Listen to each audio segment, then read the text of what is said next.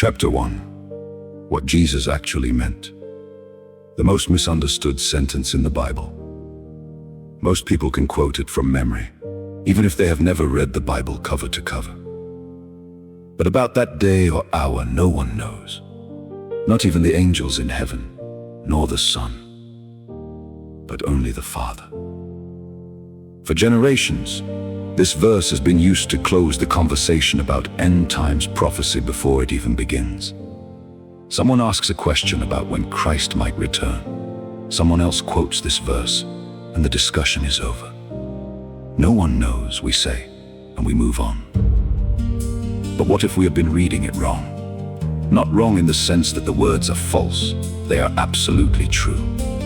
What I mean is this. We have been reading a first-century Jewish statement through 21st century Western eyes. And in doing so, we have missed something important.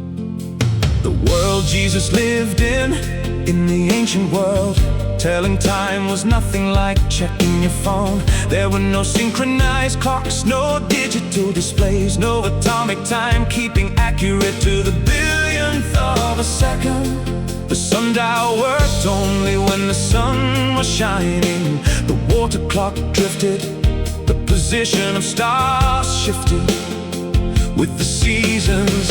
In first century Israel, time was reckoned according to a system that divided the night into 4 watches. Roughly 3-hour periods that a Roman garrison would use to rotate guards.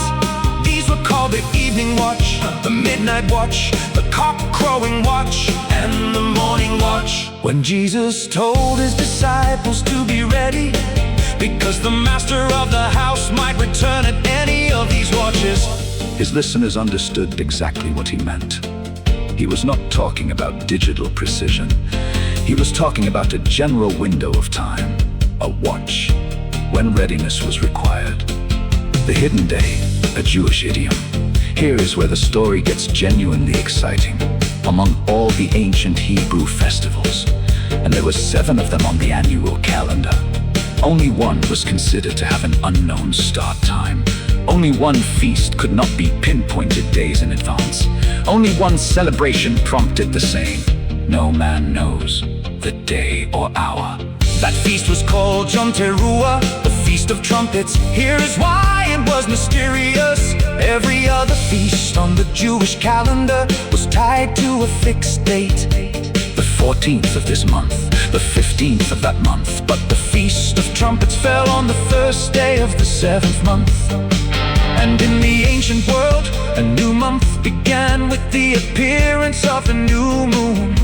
The problem? You cannot predict exactly when the sliver of the new moon will first become visible. It depends on the weather, the cloud cover, and the sharpness of the observer's eyes.